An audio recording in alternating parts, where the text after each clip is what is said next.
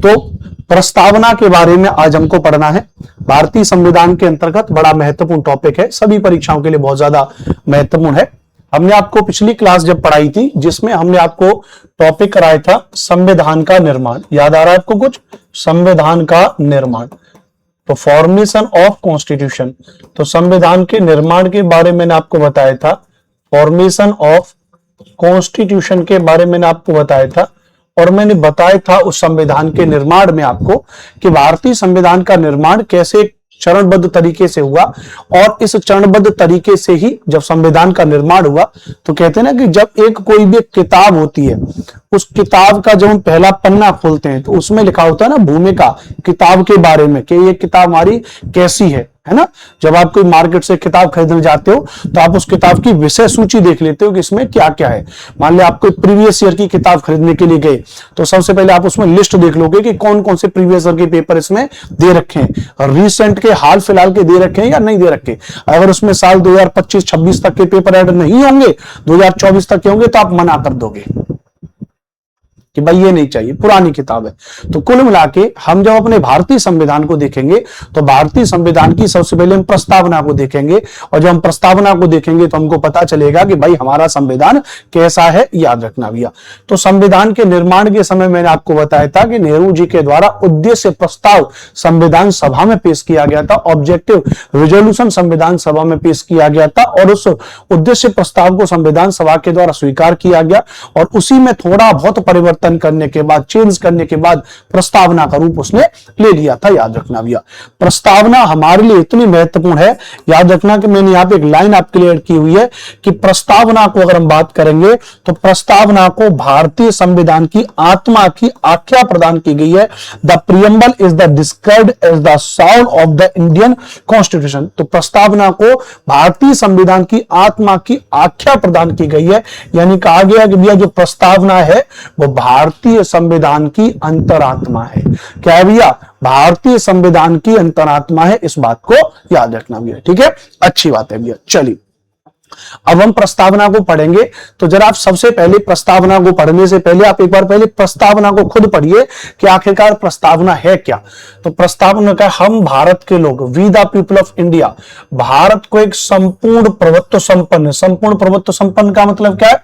यहां पे किसके बारे में बात की गई? यहां पर बात की गई संप्रभुता के बारे में, यानी यहां पर बात की गई है सोवरेनिटी के बारे में बात की गई है। तो पहले एक बार पढ़ लेते हैं प्रस्तावना को कि हम भारत के लोग भारत को एक संपूर्ण प्रभुत्व संपन्न समाजवादी पंथ निरपेक्ष लोकतंत्रात्मक गणराज्य बनाने के लिए तथा उसके समस्त नागरिकों को सामाजिक आर्थिक और राजनीतिक न्याय, विचार, अभिव्यक्ति, विश्वास, धर्म और उपासना की स्वतंत्रता, प्रतिष्ठा और अवसर की समता प्राप्त कराने के लिए तथा उन सब में व्यक्ति की गरिमा और राष्ट्र की एकता और अखंडता सुनिश्चित करने वाली बंधुता बढ़ाने के लिए, फ्रेटर्निटी बंधुता बढ़ाने के लिए दृढ़ संकल्प होकर के अपनी इस संविधान सभा में आज तारीख 26 नवंबर 1949 को मित मार्गशीर्ष शुक्ला सप्तमी संवत 2006 विक्रमी को एतद द्वारा इस संविधान को अंगीकृत करते हैं, अधिनियमित करते हैं,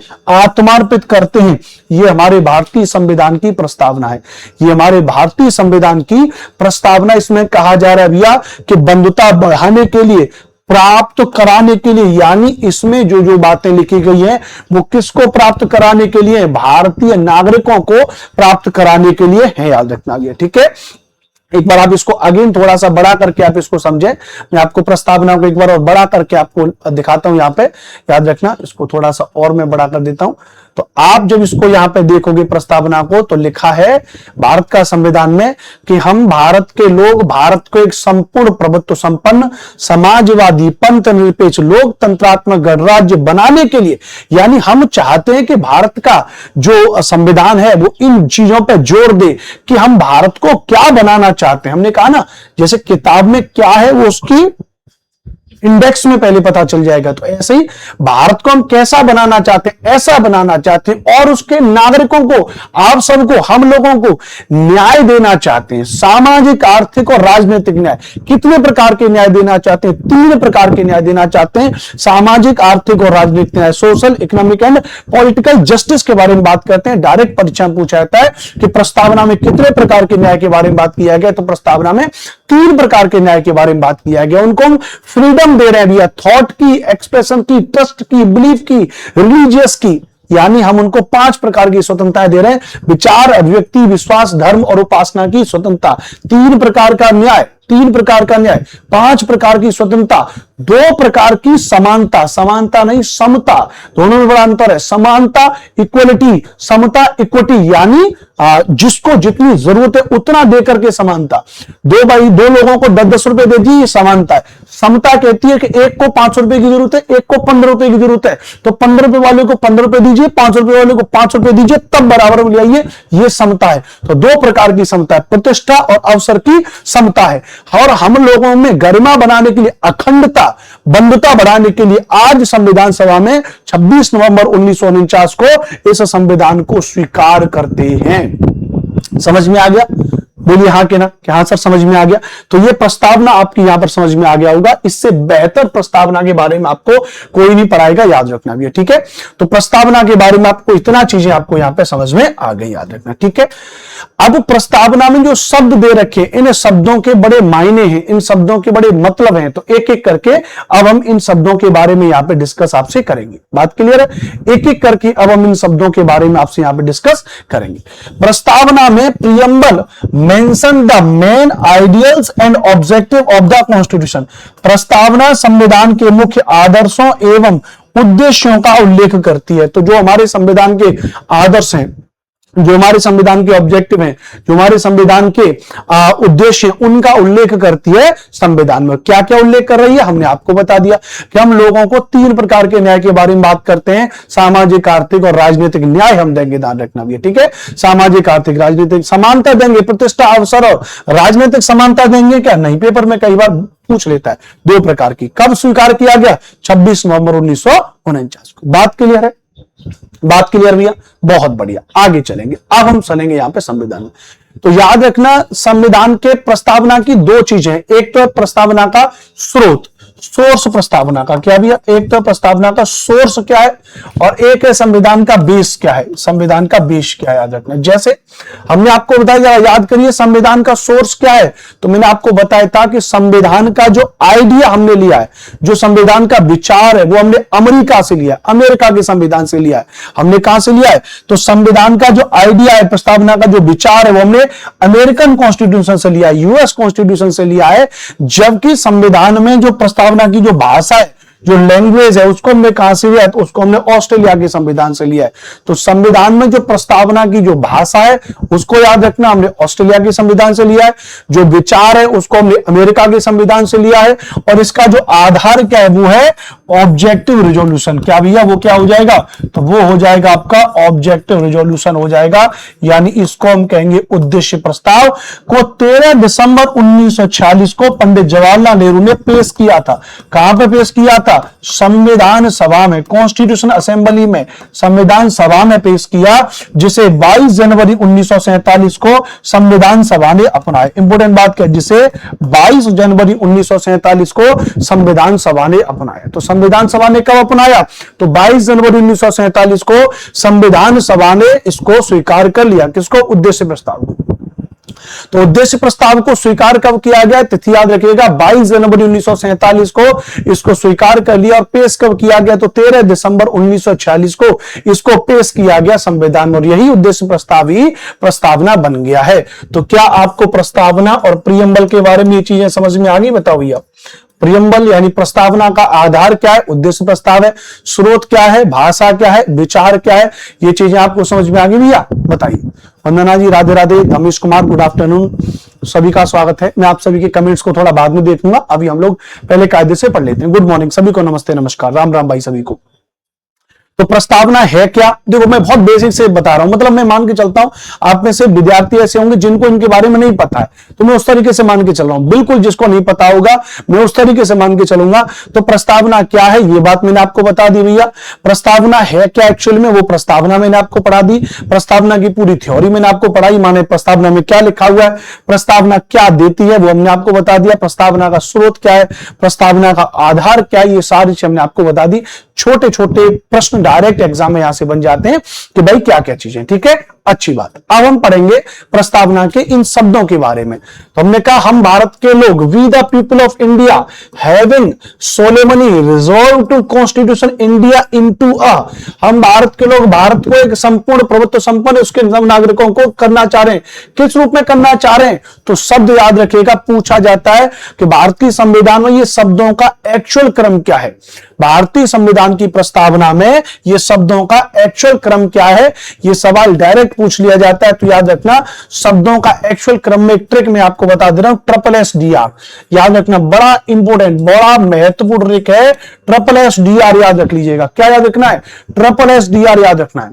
सर आप बहुत अच्छा पढ़ाते हैं, वंदना जी धन्यवाद, धन्यवाद भैया, प्रभु धन्यवाद, आप सभी का आभार।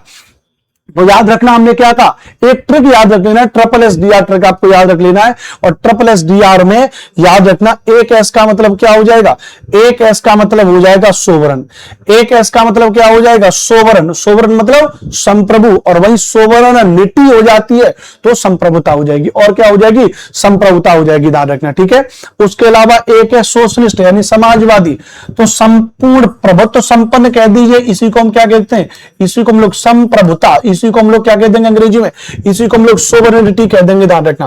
और एक ऐसा हो गया, दूसरा समाजवादी, समाजवादी मतलब सोशलिस्ट, सोशलिस्ट। तीसरा सेक्युलर यानी धर्मनिरपेक्ष, धर्मनिरपेक्ष को हम पंथ निरपेक्ष कह देते हैं या धर्मनिरपेक्ष कहते हैं, एक ही बात है, ठीक है। उसके अलावा डेमोक्रेटिक, उसके अलावा क्या दिया, उसके अलावा क्या हो जाएगा, तो उसके अलावा हो जाएगा, याद रखना ये डेमोक्रेटिक हो जाएगा, याद रखना क्या हो जाएगा, डेमोक्रेटिक हो जाएगा, इस बात को नोट कर लीजिएगा, ठीक है।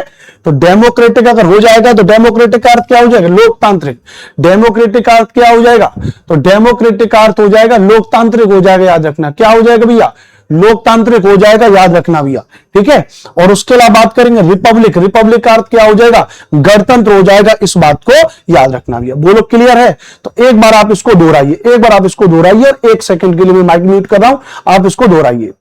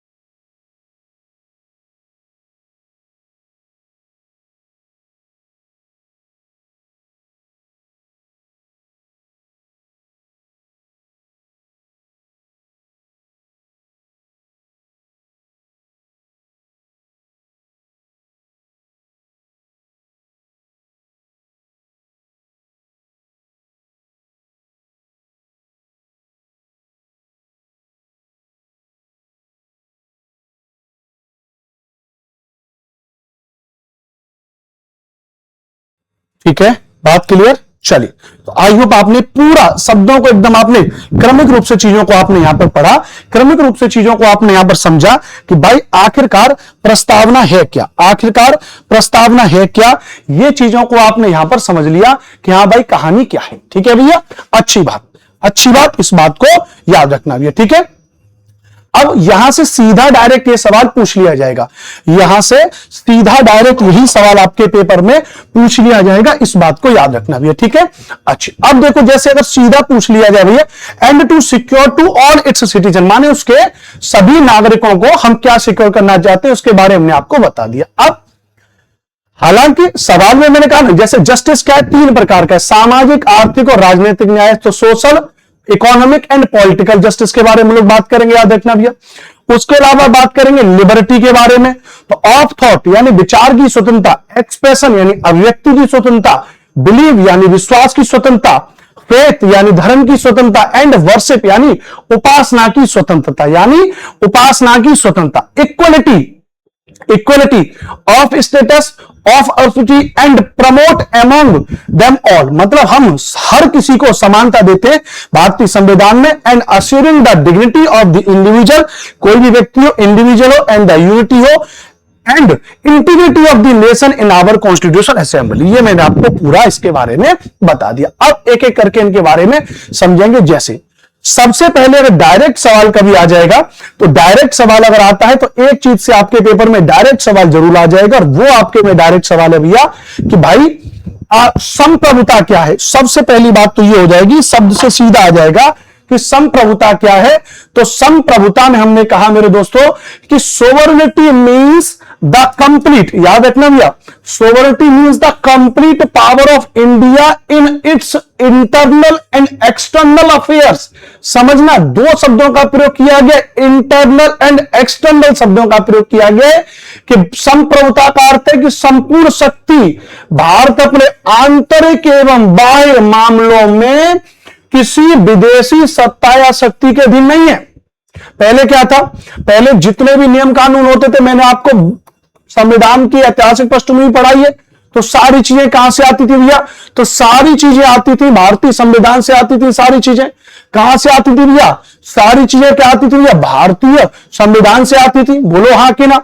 और अगर सारी चीजें भारतीय संविधान से आती थी, मैं उल्टा बोल दिया, सारी चीजें पहले कहां से आती थी, ब्रिटिश गवर्नमेंट से आती थी। एक्चुअली थोड़ा ध्यान दूसरी तरफ है मेरा भी, मैंने एसी फिटिंग करने वाले हमारे घर पे आए, तो गलत टाइम पे आए बेवकूफ कहेंगे, तो उसकी वजह से थोड़ा ध्यान गया सीसीटीवी कैमरे में, उनकी तरफ मैं देख रहा था तो थोड़ा सा गड़बड़ हुआ। ठीक है, चलो खैर सॉरी। तो सारी चीजें पहले कहां से आती थी, ब्रिटिश गवर्नमेंट से होती थी, लेकिन अब कहां से चीजें हो रही है, अब अपनी सारी चीजें संविधान से हो रही है। अब ऐसा नहीं है कि कोई विदेशी ताकत हमसे कुछ कहे और हम उन चीजों में परिवर्तन कर दें। हालांकि अभी वर्तमान में सरकार कुछ ऐसा ही कर रही है। आए दिन एलिगेशन लगाए जाते हैं कि यूएसए के द्वारा बहुत ज्यादा प्रेशराइज किया जा रहा है भारतीय, जो भी हमारे प्रधानमंत्री नरेंद्र मोदी जी, उनके और उनके जो बिजनेस पार्टनर बताए जाते हैं अडानी, उनके बहुत सारी चीजें, और प्रधानमंत्री मोदी के बहुत सारे सीक्रेट्स डोनाल्ड ट्रंप के पास हैं, तो उसकी वजह से बहुत ज्यादा अंडर प्रेशर में काम कर रहे हैं। तो इसका मतलब क्या है, सोवरेनिटी को खत्म किया जा रहा है एक प्रकार से।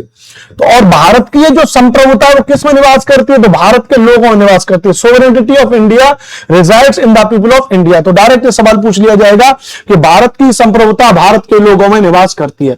भारत की संप्रभुता किस में निवास करती है भैया, तो भारत की जो संप्रभुता है वो भारत के लोगों में निवास करती है। इस बात को ध्यान रखना, भारत की संप्रभुता किस में निवास करेगी, तो भारत की संप्रभुता भारत के लोगों में निवास करेगी। इस बात को याद रखना। कोई दिक्कत भैया बताइए, एक बार सभी लोग कमेंट करिए कहां से ये बात क्लियर।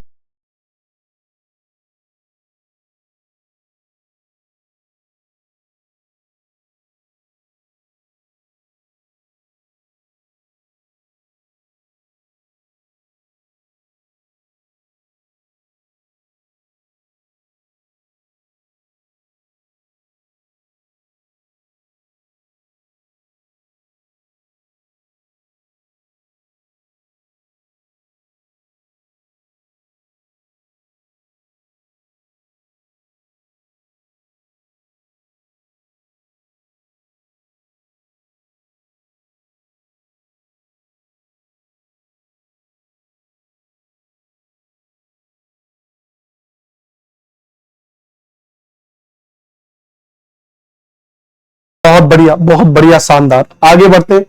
ठीक है, यस सर क्लियर है। ठीक है, तो ये डायरेक्ट हो जाएगा। तो आप इतना समझिए कि संप्रभुता का मतलब क्या है, तो संप्रभुता का मतलब ये हो जाएगा संप्रभु, और उसी में शब्द लग गया तो संप्रभुता हो जाएगी। अच्छी बात।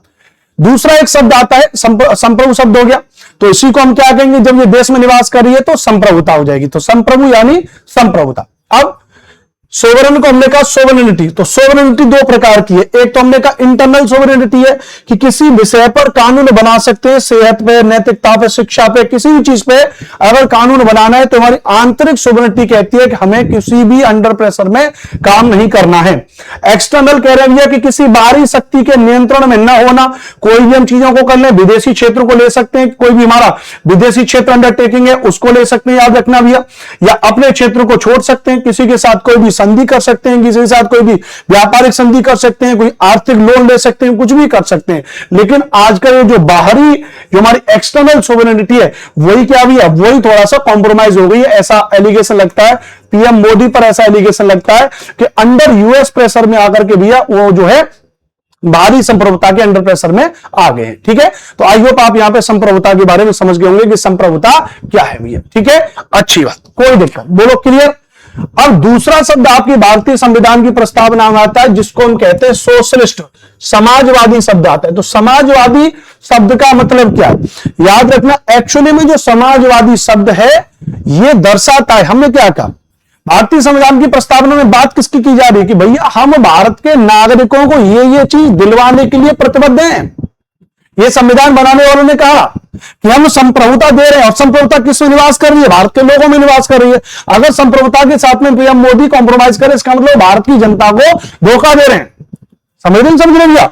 तो समाजवादी कहता है कि भैया कि हम समाज के बारे में सोचेंगे, सोसाइटी के बारे में सोचेंगे, मतलब हम वो चीजों को लेकर के आएंगे, हम ऐसे योजनाओं को लेकर के आएंगे, हम जो भी काम करेंगे वो भारतीय समाज के हित में देखते होना चाहिए। यानी एक्टेड बाई 42 कॉन्स्टिट्यूशनल अमेंडमेंट 1976, 42वें संविधान संशोधन 1976 के द्वारा जोड़ा गया। पहली बात समझना कि मूल जो प्रस्तावना लिखी गई थी उस प्रस्तावना में यह शब्द नहीं था, मूल प्रस्तावना में यह शब्द नहीं था, इसको बाद में 42वें संविधान संशोधन 1976 के द्वारा इसको जोड़ा गया। 3 शब्द जोड़े गए थे, समाजवादी, धर्मनिरपेक्ष और अखंडता शब्द जोड़े गए थे। बाद में याद रख लीजिएगा, धीरे धीरे आपको पढ़ाऊंगा।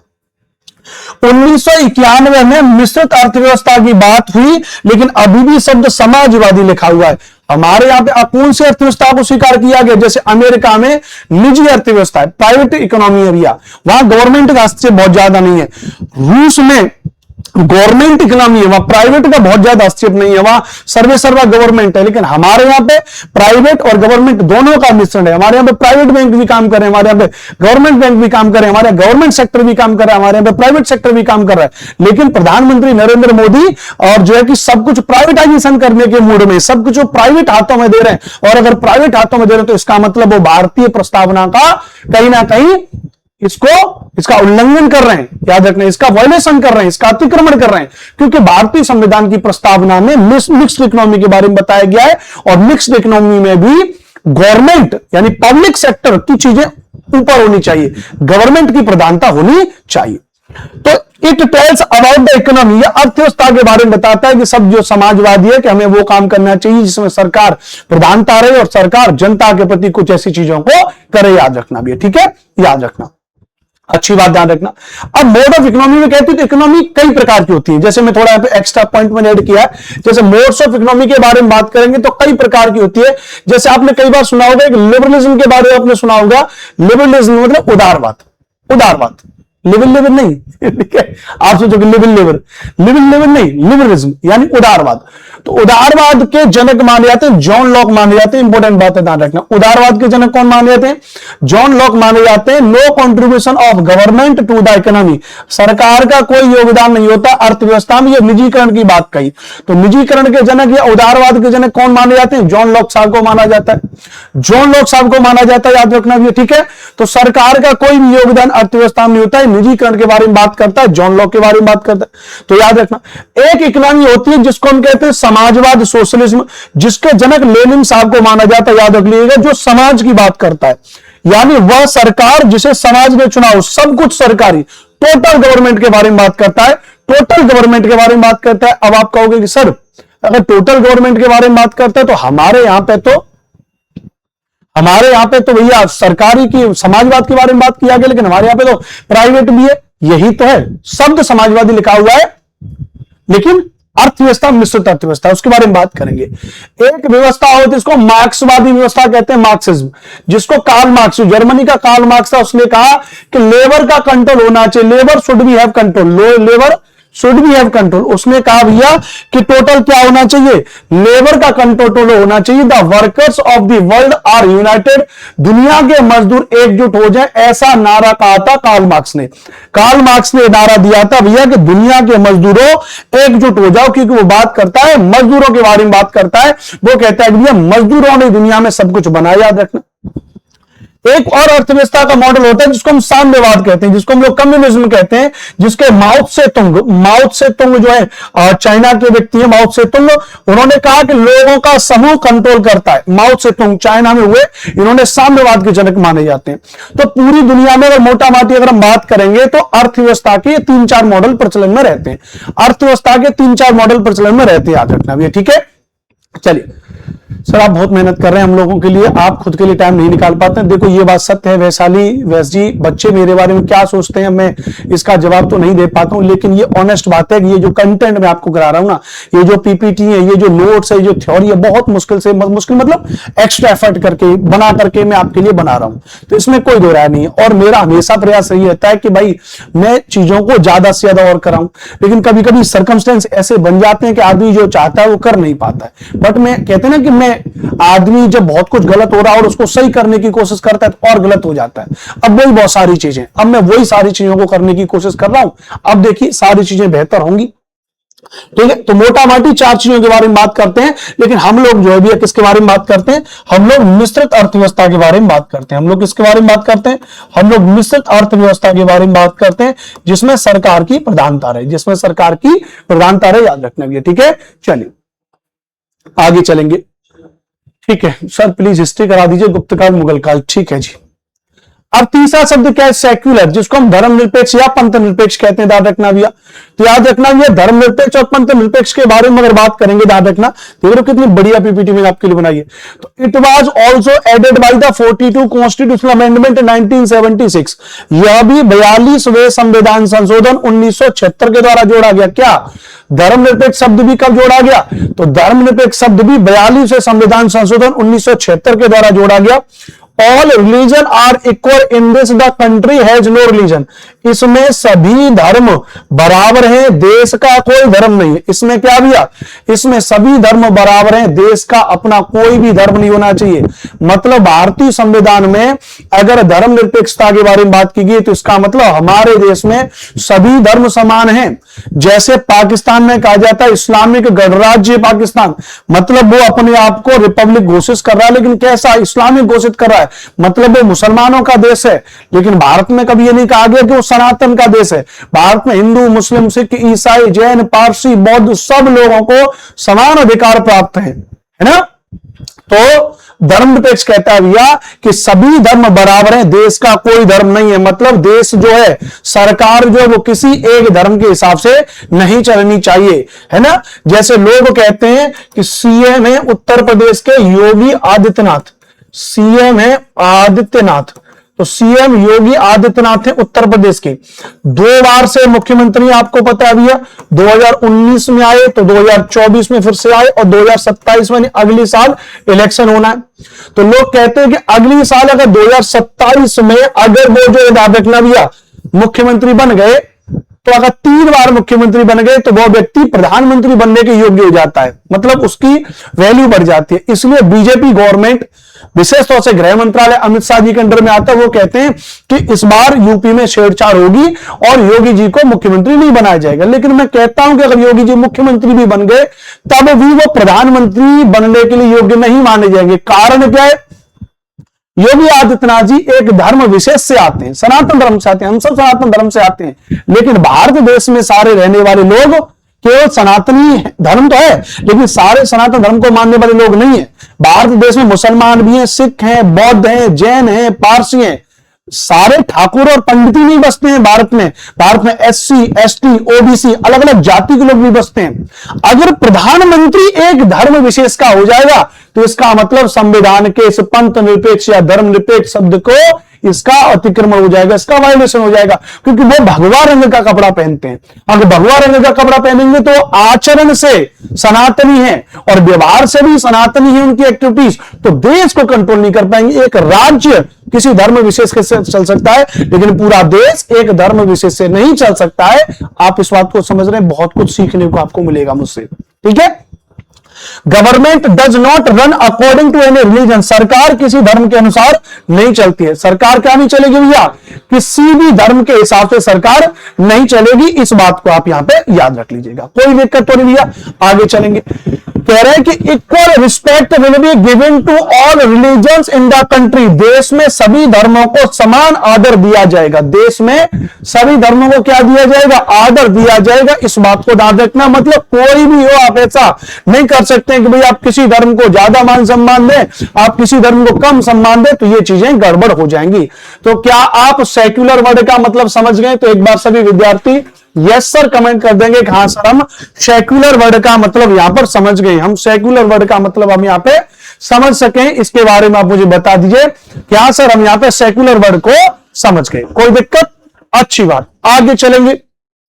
चौथा शब्द याद रखो, ट्रिपल एस डी आर। मैंने क्या बताया था आपको, याद होगा ना, ट्रिपल एस डी आर। तो अब आप ट्रिपल एस डी आर का मतलब समझ गए? बताओ यहां पे ट्रिपल एस डी आर कहां गया भैया, ट्रिपल एस डी आर। तो ट्रिपल एस डी आर में मैंने आपको बताया था यहां पे ये वाला। तो आप ट्रिपल एस डी आर में ट्रिपल एस का मतलब समझ गए, संप्रभुता, समाजवादी, धर्मनिरपेक्ष, शब्द का मतलब समझ गए? बताओ भैया। अब चौथा शब्द आपका बचा लोकतांत्रिक यानी डेमोक्रेटिक, और पांचवा शब्द आपका बचा रिपब्लिकन यानी गणतंत्र। रिपब्लिकन यानी गणतंत्र। अब लोकतांत्रिक का मतलब क्या हो जाएगा, ध्यान रखना भैया। लोकतांत्रिक का मतलब हो जाएगा कि जहां पे लोकतंत्र मतलब जनता का जहां शासन हो। मैंने आपको लोकतंत्र टॉपिक पढ़ाया है, तो लोकतंत्र टॉपिक में आप क्या पढ़ोगे, जहां जनता का शासन होगा।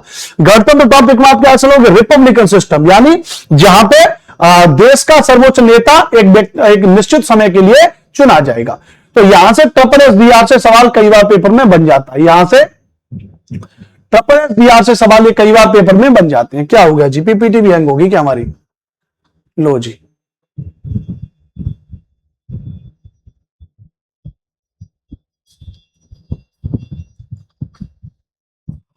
ठीक है, फिर पूरा चला जाएगा। चलो ठीक है, तो ये बात समझ में। अब चौथा है आपका डेमोक्रेसी। डेमोक्रेसी मतलब रिपब्लिकन सिस्टम।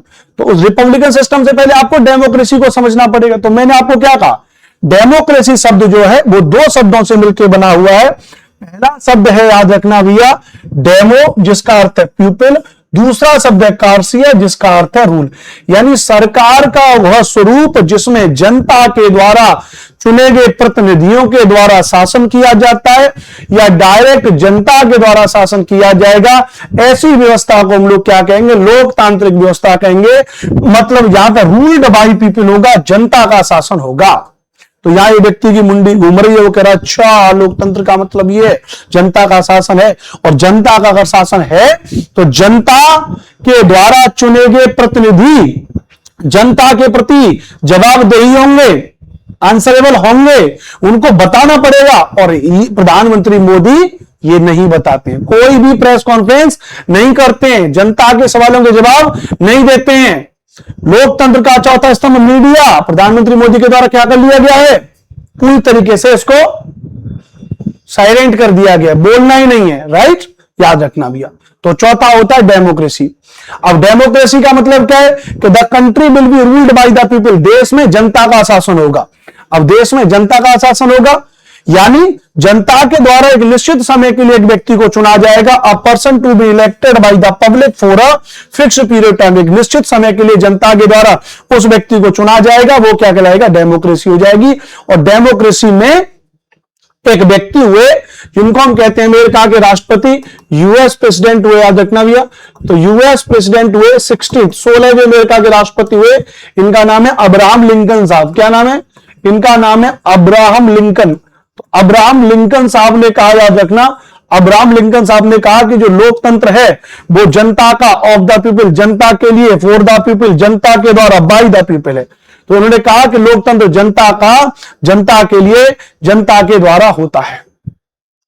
ठीक है, जनता का, जनता के लिए, जनता के द्वारा होता है, इस बात को याद रखना भी है। ठीक है, क्लियर भैया? आपस में प्लीज कमेंट मत करिए, मैं आप सबके कमेंट्स का जवाब लास्ट में दूंगा। प्लीज पहले इस टॉपिक को समझिए, बहुत गहरा टॉपिक करा रहा हूं, राइट? चलिए भैया, अच्छी बात है। इसका मतलब देश में जनता का शासन होगा। जनता का शासन का मतलब हमारे यहाँ पे लोकतंत्र दो प्रकार का होता है। एक तो प्रत्यक्ष लोकतंत्र की बात की जाएगी, एक हमारे यहाँ पे अप्रत्यक्ष लोकतंत्र की बात की जाएगी। प्रत्यक्ष लोकतंत्र क्या होता है? तो प्रत्यक्ष लोकतंत्र होता है कि people make rules and decision directly. जनता प्रत्यक्ष रूप से नियम बनाती है और निर्णय लेती है। तो जहां पे जनता प्रत्यक्ष रूप से नियम बनाती है, निर्णय लेती है, उसे हम लोग क्या कहते हैं? प्रत्यक्ष लोकतंत्र कहते हैं। For example Switzerland, for example Switzerland होता है, ध्यान रखना। और अप्रत्यक्ष लोकतंत्र का मतलब क्या है कि people elected by the peoples make the rule. जनता के द्वारा चुने गए व्यक्ति नियम बनाएंगे, जैसे भारत में। तो भारत में कौन सा है? भारत में लोकतांत्रिक व्यवस्था में अप्रत्यक्ष लोकतंत्र है। और भारत के इसी अप्रत्यक्ष लोकतंत्र को हम क्या कहते हैं? या प्रतिनिधि लोकतंत्र कहते हैं। प्रतिनिधि लोकतंत्र कहते हैं, प्रतिनिधि लोकतंत्र कहते हैं। रिप्रेजेंटेटिव डेमोक्रेसी कहते हैं, रिप्रेजेंटेटिव डेमोक्रेसी कहते हैं, रिप्रेजेंटेटिव डेमोक्रेसी कहते हैं। माने व्यक्ति के द्वारा, हमारे द्वारा चुने गए व्यक्ति, हमारे द्वारा चुने गए प्रतिनिधि ही प्रधान रखना भैया शासन करते हैं। तो वो क्या हो जाएगा भैया? ये हमारा अप्रत्यक्ष लोकतंत्र हो जाएगा। तो आज थोड़ा जल्दी जल्दी क्लास चल रही है, मैंने आपको कारण बता दिया। बगल में कंस्ट्रक्शन का काम चल रहा है, घर में माने एसी वेसी फिटिंग हो रही है, तो उसकी वजह से वो थोड़ा ड्रिल विल करेंगे, तो आराम से हम लोग पढ़ लेते हैं, सब आपकी समझ में आएगा। ठीक है, अच्छी बात। अगला शब्द होता है, आपने कहा ट्रिपल एसडीआर में। ट्रिपल एसडीआर में अगला शब्द क्या है? डीआर। ट्रिपल एसडीआर में अगला क्या है? वो हो जाएगा रिपब्लिक सिस्टम। अब रिपब्लिकन सिस्टम क्या कहता था? देखना, ये रिपब्लिकन सिस्टम कहता है कि the president of the state is elected by the people. अब यहां प्रेसिडेंट का मतलब राष्ट्रपति नहीं है, प्रेसिडेंट शब्द का मतलब है अध्यक्ष। अध्यक्ष, और स्टेट का मतलब राज्य नहीं है, हम क्षेत्र के बारे में बात करेंगे। स्टेट शब्द का मतलब राष्ट्र के संदर्भ में किया गया, देश के संदर्भ में किया गया। तो राष्ट्र अध्यक्ष जनता के द्वारा चुना जाता है। राष्ट्र अध्यक्ष मतलब कौन है?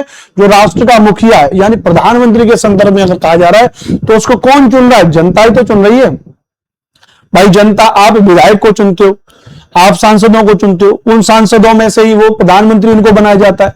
लेकिन प्रधानमंत्री भी एज अ सांसद, एज अ लोकसभा सदस्य चुनाव लड़ते हैं। जैसे भी प्रधानमंत्री मोदी वाराणसी से चुनाव लड़ते हैं, तो वहां की जनता उनको डायरेक्ट एज ए लोकसभा सदस्य के तौर पर चुनाव लड़ाती है, तो वो जाकर हेड बनते हैं। तो राष्ट्र अध्यक्ष जनता के द्वारा चुना जाता है। भारत का राष्ट्र अध्यक्ष निर्वाचित होगा, ना कि वंशानुगत होगा। The president of India will be elected and not heredity. Heredity का वंशानुगत का मतलब क्या है? राजा के बाद उसका बेटा राजा बनेगा। हमारे ऐसा होता है क्या? नहीं होता है। इलेक्टेड है, काम बढ़िया करोगे तो जनता चुनेगी, वरना नहीं चुनेगी। ना रखना भैया। क्या लगता है 2029 में जब दोबारा प्रधानमंत्री के चुनाव होंगे तो पीएम मोदी बनेंगे? नहीं बनेंगे, मुझे ऐसा लग रहा है। कोई घपलेबाजी करके बन जाए तो बातें अलग है। जनता बहुत त्रस्त है इनसे, जनता बहुत परेशान है इनसे, लेकिन इनकी बुद्धि बहुत तेज है। प्रधानमंत्री मोदी की बुद्धि बहुत तेज है, अमित शाह की बुद्धि बहुत तेज है। ऐसा ऐसा गेम करते हैं कि हमारे यहाँ की जो जनता है, जो कैसी भैया, जो जागरूक नहीं है, जो अवेयर नहीं है, बेवकूफ बन जाती है और वोट दे देगी। ठीक है, ब्रिटेन एक लोकतंत्र के साथ क्या राजतंत्र है? फॉर एग्जाम्पल समझिएगा, ब्रिटेन में लोकतंत्र है, लेकिन क्या ब्रिटेन एक गणराज्य है? नहीं है, वहां पे राजतंत्र है। वहां पे आज भी राजा रानी का शासन चलता है। ब्रिटेन में राजा रानी का शासन चलता है। और लोकतंत्र व्यवस्था तो है, वहां प्रधानमंत्री का चुनाव होता है, वोट होते हैं, सब कुछ होते हैं, लेकिन जहां राष्ट्रपति है और राष्ट्रपति की जगह वहां पे आज भी राजा रानी का शासन चलता है। तो आप गणराज्य का मतलब समझ गए? तो गणराज्य का मतलब है कि head of the state was elected. राष्ट्र का मुखिया जो होगा वो क्या होगा भैया? वो वोट दे करके चुना जाएगा। इस बात को याद रखना भैया। तो ये आपको प्रस्तावना के बारे में बेसिक चीजें हमने आपको बता दी कि भाई प्रस्तावना क्या है। हमने आपको प्रस्तावना के बारे में ये बेसिक चीजें हमने आपको बता दी कि प्रस्तावना क्या है। अब एक सवाल बन जाता है भैया, वो सवाल बन जाता है कि अमेंडमेंट टू द प्रियम्बल, प्रस्तावना में संशोधन को लेकर के सवाल बन जाता है कि भैया प्रस्तावना में संशोधन क्या हो सकता है? क्या कभी प्रस्तावना में संशोधन हुआ है? इससे एक सवाल कभी पेपर में बन जाता है, ध्यान रखना। तो to proposal has been amended only once. 42 को अमेंडमेंट इन 1976, प्रस्तावना में केवल एक बार संशोधन किया गया है, वो भी 42वें संविधान संशोधन 1976 के द्वारा किया गया है। और वो संशोधन में क्या क्या जोड़ा गया? तो एक तो शब्द जोड़ा गया समाजवादी शब्द जोड़ा गया, एक शब्द जोड़ा गया धर्मनिरपेक्ष शब्द जोड़ा गया जिसको आप पंथनिरपेक्ष कहते हो, और एक तीसरा शब्द जोड़ा गया अखंडता शब्द जोड़ा गया। तो 3 शब्द प्रस्तावना में जोड़े गए संशोधन करने के बाद। आपका जो अगला टॉपिक होगा वो संविधान संशोधन ही होगा, याद रखना भैया। एक केस याद रखना, इनरी बेरूबारी बनाम संघ सरकार, इनरी बेरूबारी बनाम संघ सरकार, इनरी बेरूबारी बनाम संघ सरकार। Preamble can not be amended, प्रस्तावना में संशोधन नहीं किया जा सकता है क्योंकि प्रस्तावना संविधान का अंग नहीं है। सवाल क्वेश्चन आपके पेपर में हो सकता है पूछ लिया जाए कि क्या प्रस्तावना संविधान का अंग नहीं है। यह डिसीजन कौन से केस के थ्रू आया, तो यह डिसीजन इनरी बेरूबारी बनाम संघ सरकार के थ्रू आया। यह डिसीजन इनरी बेरूबारी बनाम संघ सरकार के तहत यह डिसीजन आया कि भैया प्रस्तावना संविधान का अंग नहीं है, याद रखना भैया। एक केस हुआ 1973 में, याद रखना, इस केस को हम कहते हैं केशवानंद भारती बनाम केरला स्टेट। तो केशवानंद भारती बनाम केरला स्टेट, इसमें कहा गया कि preamble is a part of the constitution, प्रस्तावना संविधान का अंग है, प्रस्तावना संविधान का भाग है, और अगर संविधान का भाग है तो इट कैन बी अमेंडेड, इसमें संशोधन किया जा सकता है, but the basic structure will not be amended, किंतु मूल ढांचे में कोई भी संशोधन नहीं होगा, मूल ढांचे में कोई भी संशोधन नहीं होगा, ध्यान रखना। तो प्रस्तावना संविधान का अंग नहीं है, कब कहा गया, तो इनरी बेरूबारी बनाम संघ सरकार के केस में कहा गया। प्रस्तावना संविधान का अंग है, किसमें अनाउंसमेंट किया गया, तो केशवानंद भारती बनाम केरला स्टेट में। आज प्रस्तावना संविधान का अंग है, जी हां, आज प्रस्तावना संविधान का अंग है, याद रखना भैया। प्रस्तावना में संशोधन किया जा सकता है, बिल्कुल किया जा सकता है, लेकिन उसके मूल स्वरूप को परिवर्तित नहीं किया जा सकता। प्रस्तावना में कितनी बार संशोधन हो गया, 1 बार हुआ है।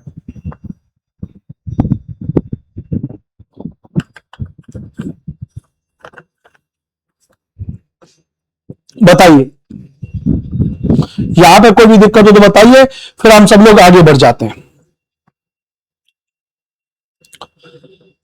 फिर हम सब लोग आगे बढ़ जाएंगे। बताओ भैया।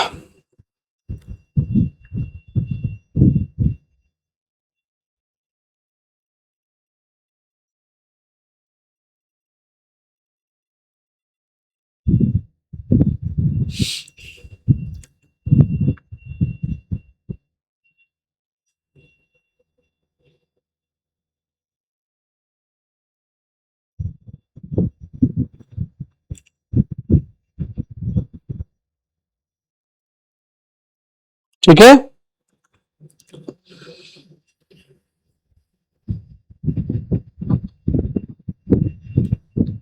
आगे बढ़ जाए।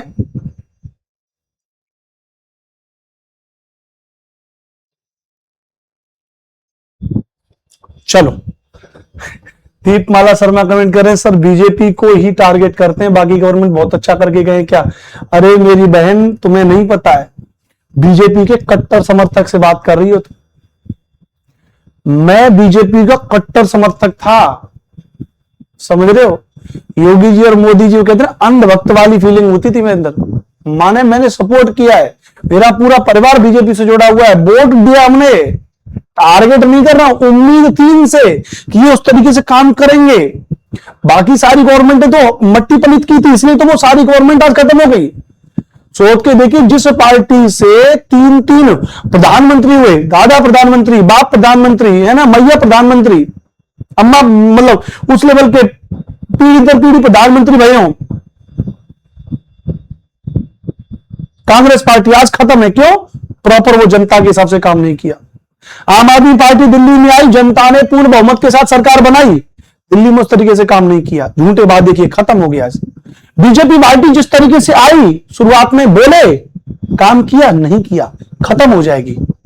प्रधानमंत्री बोलते थे वोटों का चल रहा है, पेपर लीक का धंधा चल रहा है, पेपर लीक का धंधा चल रहा है, देखा ना उनका मीम्स। आज उन्हीं की सरकार में पेपर लीक का धंधा चल रहा है, क्यों नहीं कुछ कर रहे हैं। अगर इसको लेकर के सरकार कुछ कह रही है तो बैन लगा दो, कोचिंग बंद कर दो और सारे काम कर दो। बोलो, गलत कह रहा हूं क्या? प्रधानमंत्री मोदी जब मुख्यमंत्री थे गुजरात के, तो इस्तीफे के बारे में बात करते थे, आज धर्मेंद्र प्रधान का इस्तीफा क्यों नहीं दिलवा रहे हो? स्वास्थ्य में इतने घोटाले, क्यों जेपी नड्डा का इस्तीफा नहीं दिलवा रहे हो? आप आज तक जनता के सामने आकर के एक सवाल का जवाब क्यों नहीं दे रहे हो? प्रधानमंत्री मोदी के मुंह से कभी सुना पेपर लीक के बारे में? उनका कोई ऑफिशियल स्टेटमेंट हुआ? नहीं हुआ।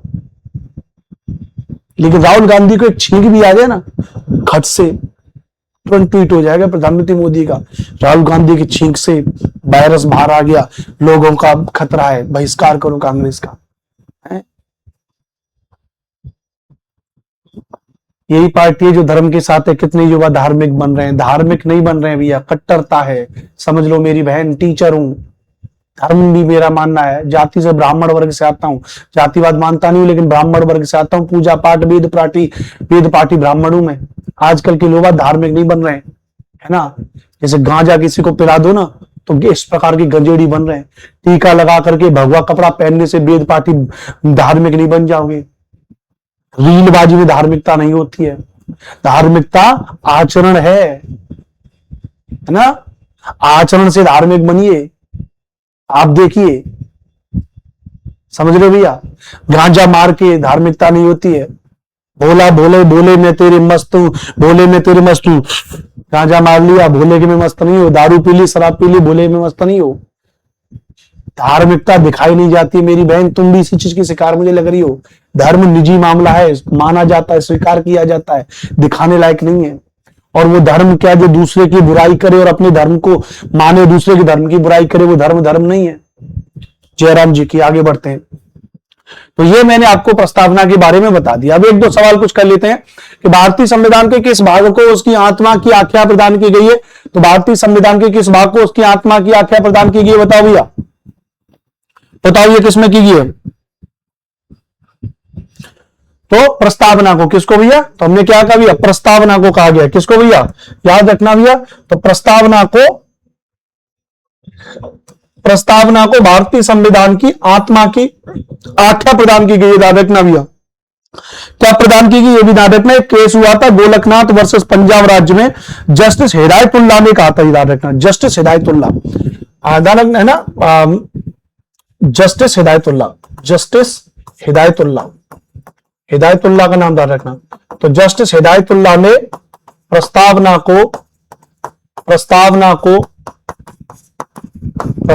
को संविधान की आत्मा की आख्या प्रदान की, मतलब उन्होंने ऐसा कहा, उन्होंने कहा। Which part of the Indian constitution was given the description of its Saul के तौर पे किसने कहा, तो प्रस्तावना को कहा। और किसने कहा भैया, जस्टिस हिदायतुल्लाह ने कहा गोलकनाथ वर्सेस पंजाब राज्य केस में। गोलकनाथ केस के नाम डायरेक्ट ना, गोलकनाथ वर्सेस पंजाब राज्य, गोलकनाथ वर्सेस पंजाब राज्य में कहा। ठीक है, याद हो जाएगा भैया, बहुत बढ़िया भैया, बहुत बढ़िया।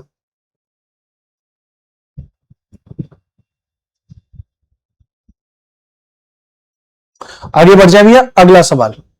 संविधान निर्माताओं ने किस चीज पर विशेष ध्यान दिया था, what did the frameworks of the constitution पे स्पेशल अटेंशन टू, किस चीज पे दिया था, प्रस्तावना पे, मूल कर्तव्य पे, मौलिक अधिकार पे या नीति निर्देशक तत्व पे। तो उन्होंने सबसे ज्यादा जोर किस पे दिया, प्रस्तावना पे उन्होंने सबसे ज्यादा जोर दिया था, प्रस्तावना पे उन्होंने सबसे ज्यादा जोर दिया था।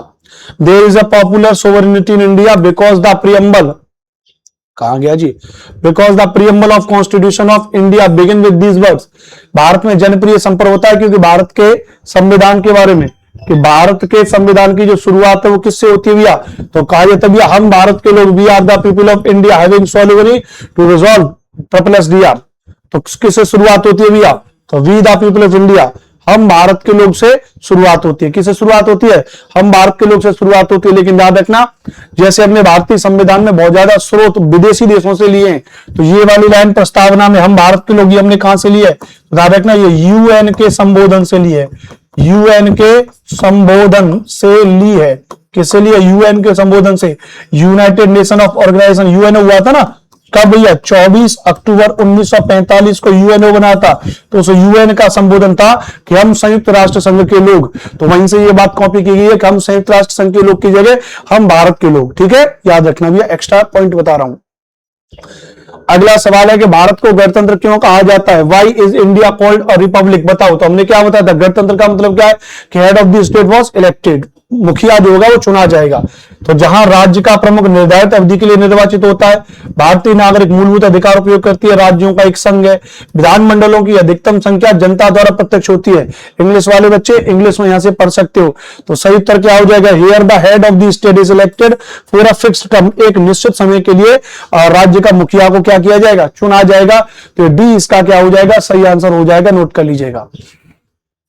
अगला क्वेश्चन है आपके सामने कि इंडिया इज अ, भारत है एक, तो भारत क्या है भैया? धर्मनिरपेक्ष राष्ट्र है, हिंदू राष्ट्र है, हिंदू मुस्लिम राष्ट्र है, इनमें से कोई नहीं है। तो भारत क्या है? याद रखना भैया। तो भारत के बारे में बात करेंगे तो भारत एक धर्मनिरपेक्ष राष्ट्र है, हिंदू राष्ट्र नहीं है, हिंदू मुस्लिम राष्ट्र भी नहीं है, इनमें से कोई नहीं। भारत क्या है? धर्मनिरपेक्ष राष्ट्र है। भारत एक सेक्युलर कंट्री है। India is a secular country, है ना। कोई भी यहां पर क्या नहीं है भैया?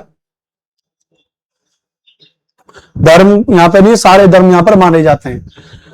अगला सवाल है, नेक्स्ट क्वेश्चन है, धर्मनिरपेक्षता का अर्थ क्या है? सेक्युलरिज्म मींस, धर्मनिरपेक्षता का अर्थ है राज्य सरकार सभी धर्म के खिलाफ, राज्य सरकार द्वारा एक धर्म को स्वीकार, राज्य सरकार द्वारा किसी धर्म को स्वीकार नहीं करना, इनमें से कोई नहीं। तो धर्मनिरपेक्षता का अर्थ है राज्य सरकार सभी धर्म के खिलाफ नहीं है, राज्य सरकार द्वारा एक धर्म को स्वीकार नहीं किया था, राज्य सरकार द्वारा किसी धर्म को स्वीकार नहीं किया जाता, सभी धर्मों को समानता का दर्जा दिया जाएगा, सभी धर्मों को समानता का दर्जा दिया जाएगा। याद रखना भैया। Non acceptance of any religion by the state government, किसी भी धर्म को स्वीकार नहीं किया जाएगा।